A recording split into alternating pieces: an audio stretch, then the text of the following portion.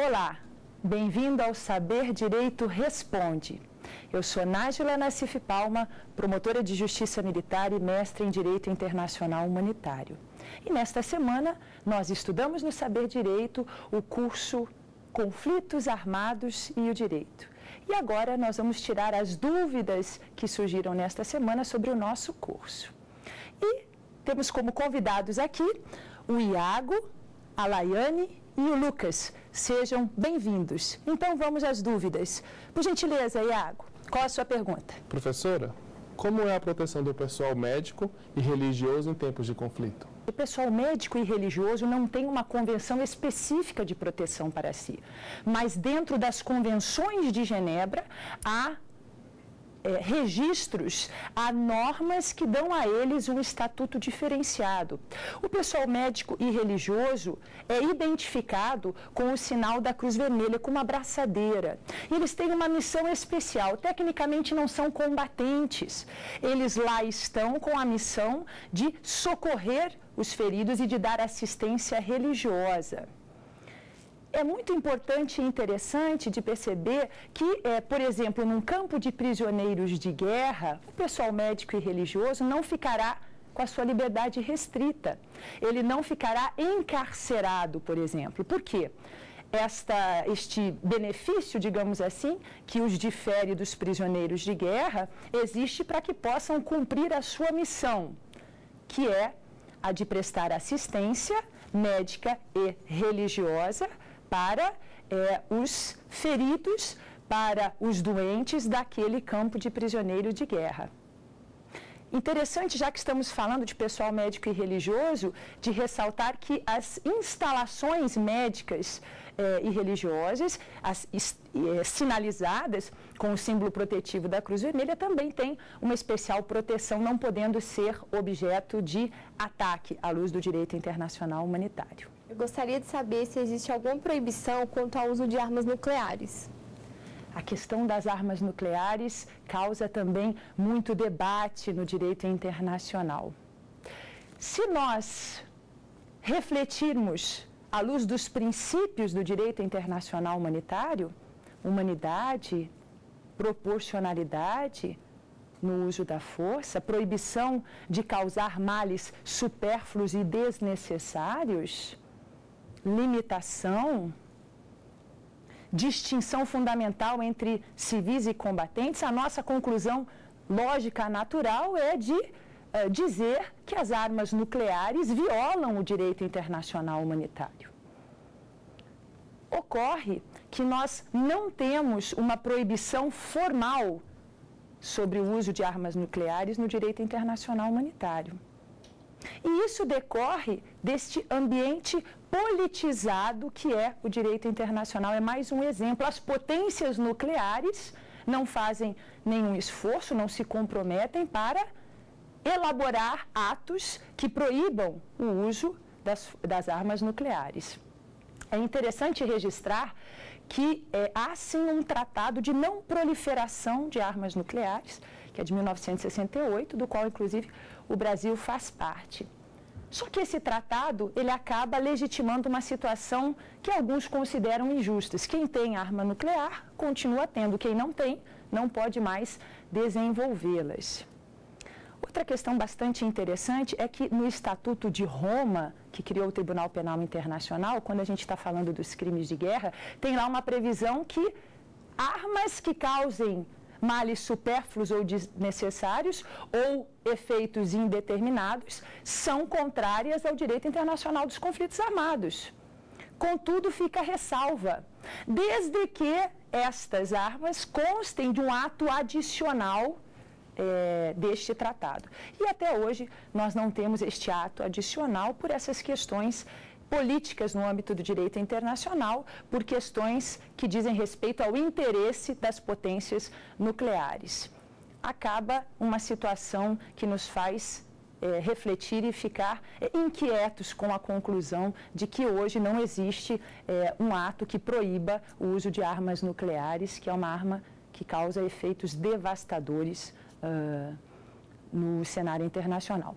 Por fim, vale dizer que, embora não haja um ato, a Corte Internacional de Justiça, quando foi consultada pelos estados para que dissesse, e tem função consultiva, se pode usar arma nuclear, ela registrou que ela viola todos os princípios do direito humanitário, mas, ao final, deixa em aberto essa questão sobre se efetivamente, em estado de sobrevivência, em última análise, o Estado poderia ou não usar uma arma nuclear. Gostaria de saber como são preparados os militares para uma missão de paz.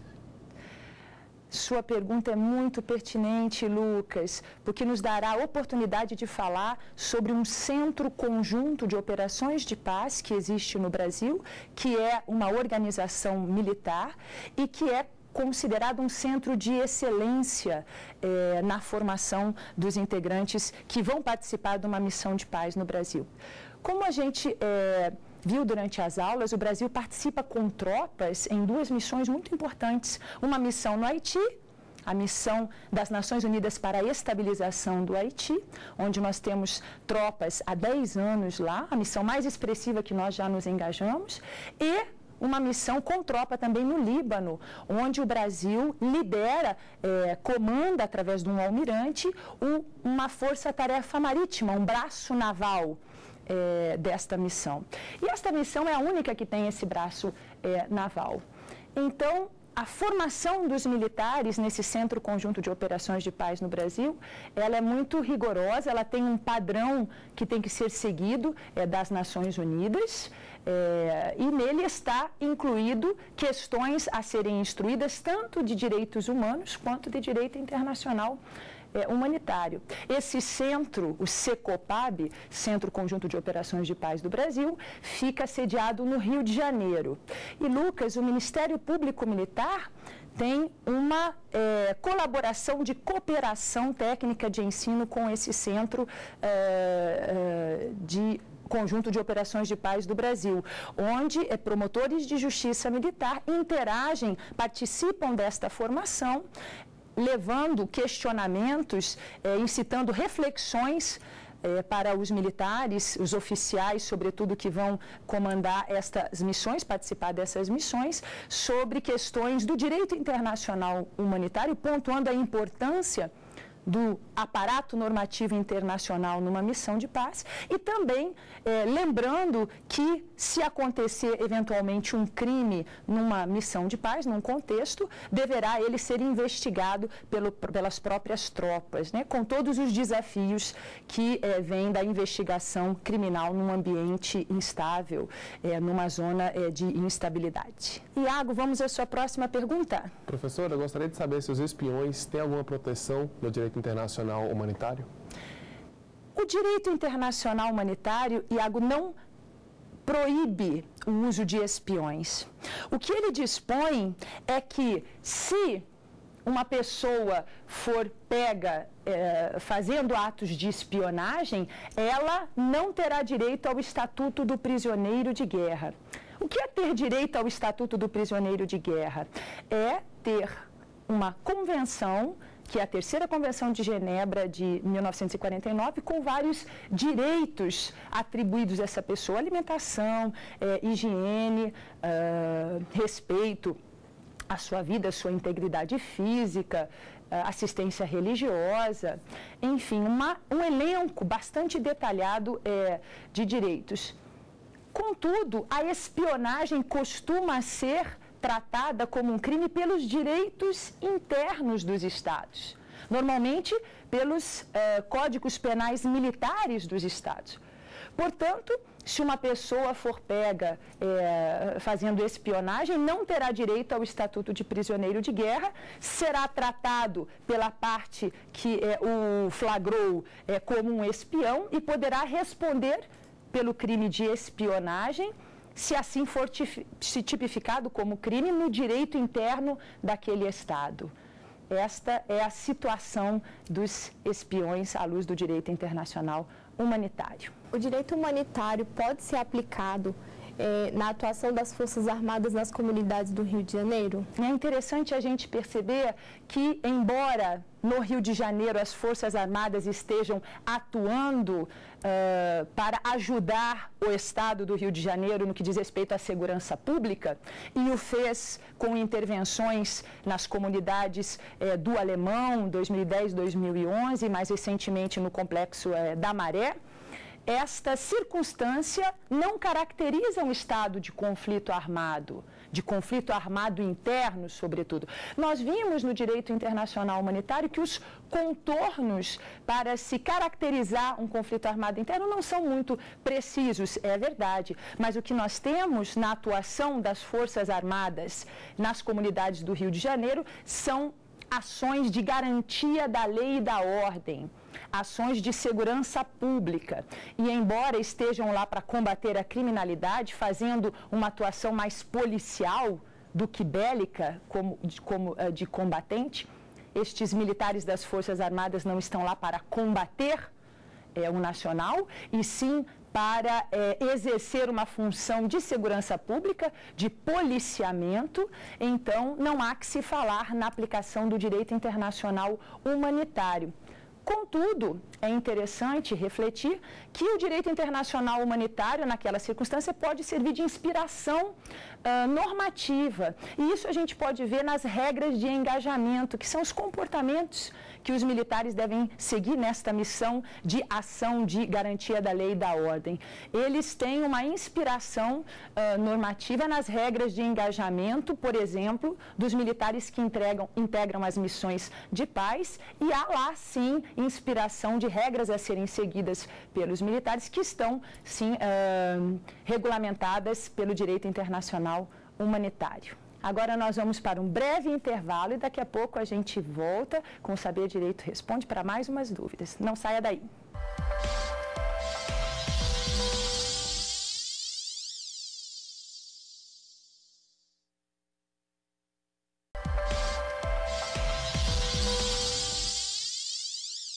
Estamos de volta com o Saber Direito Responde, tirando dúvidas sobre o curso desta semana, que foi sobre conflitos armados e o direito. A morte de um combatente em um combate é considerado homicídio à luz do direito internacional humanitário? Bastante interessante essa pergunta, porque nós vamos poder falar, Lucas, sobre a diferença do direito internacional humanitário para os direitos humanos, inclusive. Se há uma morte de um combatente em combate, o direito internacional humanitário, ele tolera este considerado um dano, uma consequência da guerra. Então, não há que se falar em crime de homicídio em toda a morte de combatente que ocorra em combate, desde que ela não seja desproporcional nem arbitrária. Desta feita, não é preciso instaurar investigações, por exemplo, o inquérito policial militar, para apurar as mortes acontecidas durante um conflito armado. Desde que não haja, repito, Lucas, derrapagens no uso da força, desproporção no uso da força. Agora, nesta mesma situação, e pegando um pouco ainda aqui a pergunta da Laiane, se nós tivéssemos uma morte numa ação de garantia da lei e da ordem, como está aconteceu no estado do Rio de Janeiro, onde as Forças Armadas estão atuando como atividade policial.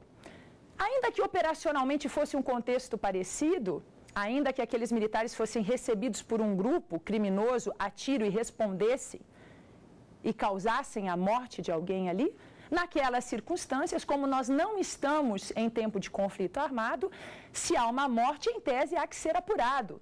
Em tese, pode ser que tenha um crime de homicídio, sim. Então, é necessária a instauração de um inquérito policial militar para a apuração dessas circunstâncias.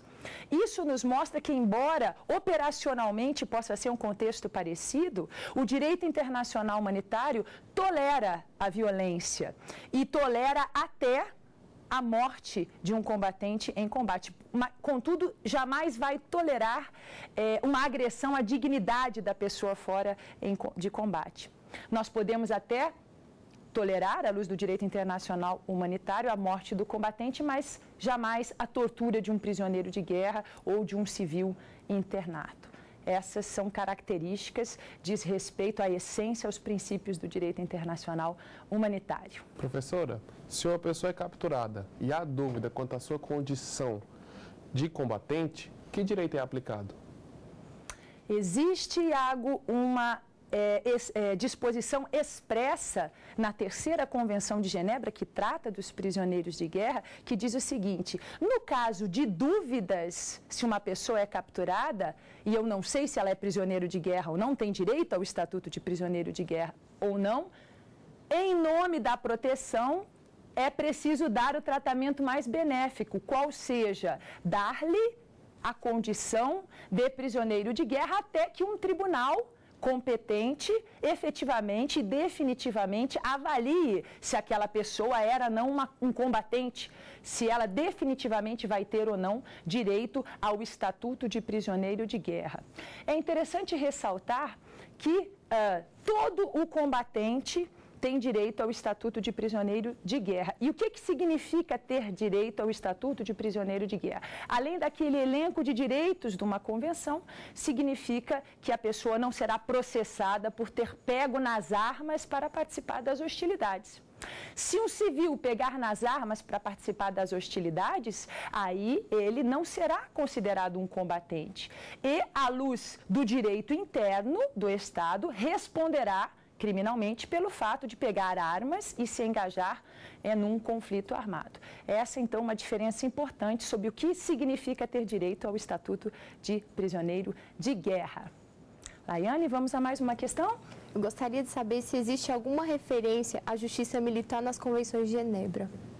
Temos sim, e é bastante interessante, porque esta questão nos leva a refletir, em primeiro lugar, se o direito internacional humanitário tem alguma preferência pelo direito comum ou pelo direito militar na sua implementação dentro dos Estados. E, na realidade, não há esta preferência. O direito internacional humanitário exige que os Estados, como obrigação que têm, implementem no seu direito interno, como crimes de guerra, suas graves violações. O que nós temos de referência aos tribunais militares nas convenções de Genebra, e ela aparece essa referência uma vez na terceira Convenção de Genebra, que trata de prisioneiros de guerra, e uma outra vez na quarta Convenção de Genebra, que fala da proteção dos civis em território ocupado. Nestas circunstâncias, diz o direito internacional humanitário, ora, se um prisioneiro de guerra comete uma conduta criminosa e esta potência que o detém, a potência detentora, se fosse um ato cometido pelo seu militar ou submeteria ao tribunal militar, como eu devo tratar o prisioneiro de guerra igual ao meu militar, então eu submeterei este tratamento desta violação do prisioneiro de guerra a um tribunal militar. De igual forma, a questão dos civis em território ocupado, até porque os tribunais militares têm esta característica de ter esta mobilidade. É possível que a potência ocupante leve a justiça militar do seu território para o território que está ocupando. E aí, se precisar, durante a ocupação, promulgar leis para a sua segurança transitórias, durante aquela ocupação, se houver violação destas leis, poderá submeter aqueles civis também a tribunais militares. Mas é importante registrar que não há esta preferência pelo direito internacional humanitário. Contudo, como as violações graves do direito humanitário são violações graves durante os conflitos armados, no atuar em guerra, e a guerra é o métier, a profissão dos militares, me parece bastante adequado que, ao internalizar no seu direito interno os crimes de guerra, sejam eles, então, relacionados no âmbito do direito militar, se este Estado já tem uma justiça militar, um direito militar instituído. Professora, durante um combate, um exército pode atirar em um combatente saltando de paraquedas? Essa pergunta refere no imaginário popular que nós temos de que não se pode atirar em quem salta de paraquedas. E por isso é bastante esclarecedor. Para responder essa pergunta, nós temos que nos lembrar dos princípios, da essência do direito internacional humanitário. A sua essência é proteger a pessoa fora de combate. Aquela pessoa que não participa ou não participa mais das hostilidades. Portanto, é preciso saber se esta pessoa que está saltando de paraquedas, esse combatente, está o fazendo porque está se salvando de uma aeronave que está em declínio, ou se é uma tropa aerotransportada, uma tropa, inclusive, especializada que está fazendo uma infiltração, uma operação, um ataque militar através do salto, de forma infiltrando-se no território inimigo. Se nós soubermos por que motivo ele está saltando, então nós vamos conseguir responder esta pergunta. Aquele combatente que salta de uma aeronave em perigo, ele está salvando sua vida, pode ser considerado como pessoa fora de combate. A tropa aerotransportada, às vezes forças especiais, que tem inclusive o adestramento de fazer ataques através do salto de paraquedas, nestas circunstâncias, a tropa não está fora de combate, inclusive está numa ação militar. E aqui, então, não tem direito a esta proteção, podendo ser alvo também de ataque por ser considerado um objetivo militar.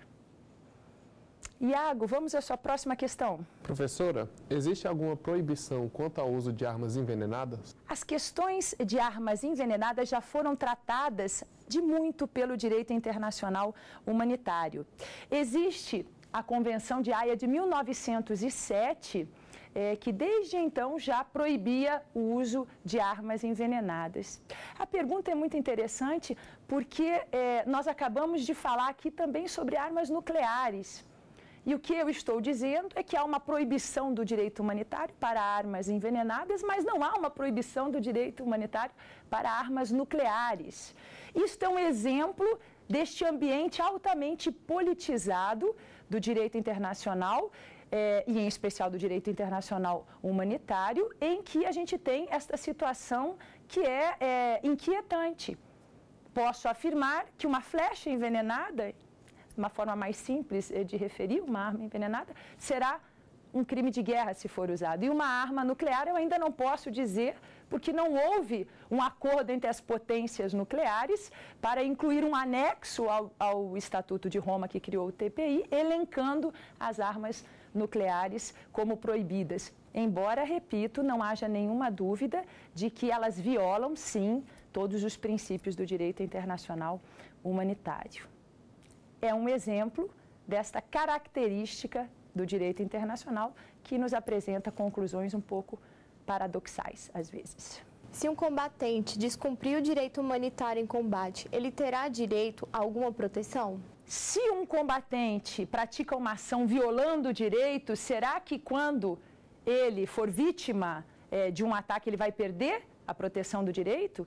Em outras palavras, será que quando eu violo o direito eu perco a minha proteção? A resposta é negativa. Quando um combatente viola o direito internacional humanitário, ele deverá ser responsabilizado por isso. Se ele derrapou no uso da força, se ele fez um ataque a uma população civil, se ele torturou um prisioneiro de guerra, se ele praticou uma perfídia, se ele recrutou um menor de 18 anos para participar das hostilidades, isto não afasta a proteção que ele tem. É preciso que os Estados mantenham a reciprocidade no sentido de manter as obrigações internacionais às quais estão vinculados, porque se assim não for, nós teremos facilmente um declínio, uma erosão de todo o comprometimento internacional do direito internacional humanitário. Uma vez que, se eu violar, você tem o direito também de violar o direito, nós acabamos numa situação de fragilidade do direito internacional. Desta forma, para manter a proteção, mesmo que alguém viole o direito, se as partes são engajadas nos tratados de direitos humanos, devem sim continuar ambas respeitando o direito internacional humanitário. Nós estamos chegando ao fim do Saber Direito Responde. Eu agradeço a presença dos nossos acadêmicos de direito. Obrigada, Iago, obrigada, Laiane, obrigada, Lucas, e obrigada a todos vocês. Tudo de bom, felicidades, sucesso. Tem dúvidas sobre o assunto? Então, olha só, mande um e-mail pra gente, saberdireitotudojunto@stf.jus.br. Você pode também estudar pela internet acessando o site www.tvjustiça.jus.br.